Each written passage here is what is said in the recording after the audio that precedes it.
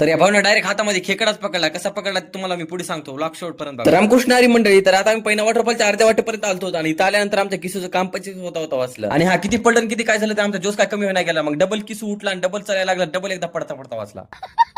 आणि हो, आमचे पोरं कुठं बी धबधबा दिसले तर लोळायला लागू लागले आणि कुठं बी आनंद घेऊ लागले. हा, मग समोर आल्यानंतर आम्हाला 2 भाऊ भेटले. मग मस्त गायछाप चोळला आणि त्याला म्हणलं गायछाप कसं काय खावं लागते ते म्हणू लागली किक बसत नाही. वा म्हणलं भाऊ तुला गायछापचा आवडते.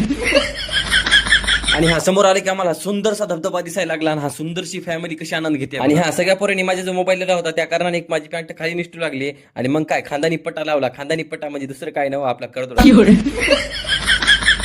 आणि मग तितक्या त्याच्या घसरगुंड्या सुरू झाल्या, मस्त घसरगुंड्या खेळू लागले आणि मी व्हिडिओ काढायला. आणि हा भाऊ का कुठून जातोय खालून लवकर निघून गेला. आणि मग इथला निसर्गाचा आनंदच वेगळा होता बरं का. तर फायनली मग आम्ही धबधबापाशी येऊन पोहोचलो होतो. मग ही दोरी एकली परेशान करू लागला. होईल म्हणलं एक कडे आम्हाला धबधबा दाखवू दे.